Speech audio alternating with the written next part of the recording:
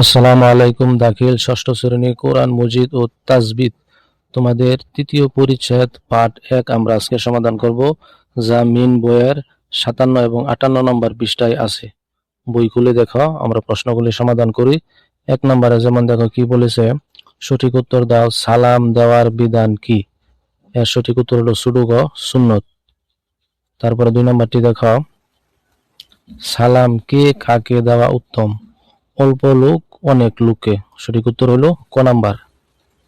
তারপর দেখি পরেরটা, এখানে বলতেছে কি হাইয়ু, এর বাহাস কি? উত্তর হলো ছোট গ আমর। তারপরে এখন এই প্রশ্নগুলি দেখি, প্রশ্নগুলোর উত্তর দাও। 1 নম্বরে তারকিব করো অর্থাৎ বিশ্লেষণ বা ব্যাখ্যা করো, আসসালামু আলাইকুম এবং বিসমিল্লাহির রহমানির রহিম এর ব্যাখ্যা করো। উত্তরগুলি দেখো নিচে দিয়েছি, তুমি খাতায় এতটুকু লিখলেই চলবে। যেমন আসসালামু আলাইকুম দুইটি ভাগে লিখবে। প্রথমে আসসালামু আলাইকুম, এটাতে লিখবে কি আসসালামু, এটুকু লিখে সমান সমান দিয়ে লিখবে আল মুবতাদা, এটুকু লিখলে ইনশাল্লাহ হয়ে যাবে। আর আলাইকুম এটুকু দিয়ে লিখবে আল খবর, এটুকু লিখলেই যেহেতু সংক্ষিপ্ত প্রশ্ন হয়ে যাবে। তারপর বিসমিল্লাহকে বিশ্লেষণ করি। দেখো বিসমিল্লাহকে বিশ্লেষণ করলে কি হয়, বাদে সমান সমান দিয়ে কথাটুকু লিখবে হরফে জর, তারপরে ইসমে দিয়ে লিখবে ইসমে মাজরুর মাদফ। এগুলি কি লিখেছি দেখো উচ্চারণ সহ আমি নিচে দিয়েছি, তুমি খাতায় লিখবে। এই কালো অক্ষরগুলি এইভাবে সাজাবে, আর তোমাকে বোঝানোর জন্য এখানে নীল অক্ষরগুলি দেখো বা সমান সমান কি উচ্চারণটা হরফে জর, আর ইসমে এটাতে কি হয়েছে ইসম মাজরুর ও মুজাফ, তারপরে মুজাফ ইলাইহি সিফাত সিফাত, এইটুকু তুমি লিখবে কালো অংশটুকু। এখানে তোমাকে বোঝানোর জন্য বাংলাতে দিয়ে দিয়েছি। এবার 2 নম্বর প্রশ্নটি দেখি, সালাম প্রদানের 5টি আহকাম লিখো। কি কি দেখো, 1 নম্বরে ওয়াজিব, কোনটি ওয়াজিব? কাউকে সালাম দিলে তার উত্তর দেওয়া ওয়াজিব। 2 নম্বর সুন্নত, সাক্ষাৎকারের সময় সালাম দেওয়া সুন্নত। 3 নম্বর মুস্তাহাব, ঘরে প্রবেশের সময় পরিবারের সদস্যদের সালাম দেওয়া মুস্তাহাব। তারপরে 4 নম্বরটি দেখো মাকরু, টয়লেট অবস্থানকারী ব্যক্তি বা নামাজরত ব্যক্তিকে সালাম দেওয়া মাকরু। তারপরে 5 নম্বর হারাম, অমুসল্লিদের মানে অমুসলমানদের ধর্মীয় আচরণ অনুষ্ঠানের প্রতি সম্মান জানিয়ে সালাম দেওয়া হারাম। আবার 3 নম্বর প্রশ্নটি দেখো, কোন কোন ব্যক্তিকে সালাম দেওয়া নিষেধ উল্লেখ করো। উত্তরে দেখি নিচে। 1 নম্বরে দেখো যিনি নামাজ আদায় করেছেন। 2 নম্বরে যিনি কোরআন তেলাওয়াত করতেছেন। 3 নম্বরে যিনি আজান বা ইকামত দিচ্ছেন। 4 নম্বর যিনি খুতবা দিচ্ছেন বা খুতবা শুনছেন। তারপরেরটা যিনি টয়লেটে অবস্থান করছেন। শেষেরটি যিনি গুনাহ বা অশ্লীল কাজে লিপ্ত আছেন। তারপরে প্রশ্নটি দেখো, ইসলামের দৃষ্টিতে সালামের গুরুত্ব ও ফজিলত বর্ণনা করো। এটুকু লিখলে হয়ে যাবে। উত্তর হলো ইসলামে সালাম একটি গুরুত্বপূর্ণ সুন্নত ও মুসলিমদের পারস্পরিক শুভেচ্ছা।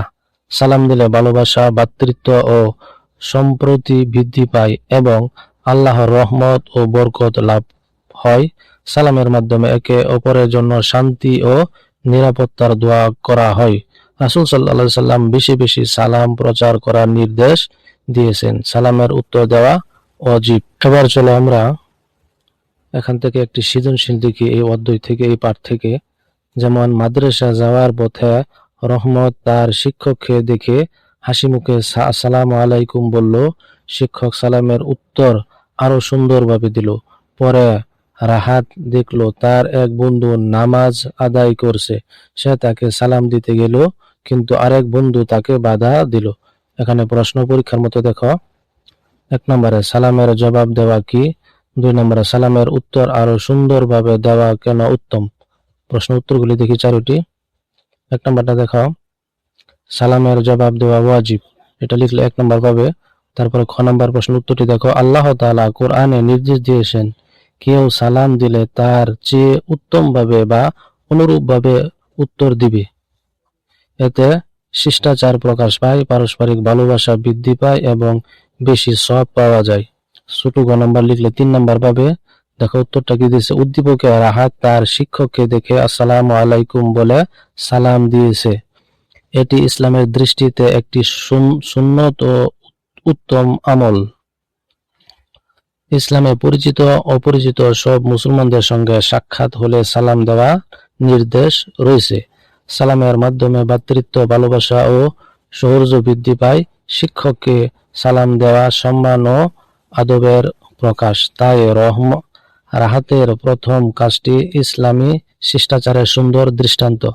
তারপর বড় গ নাম্বার দেখো, এটি লিখলে 4 নাম্বার পাবে।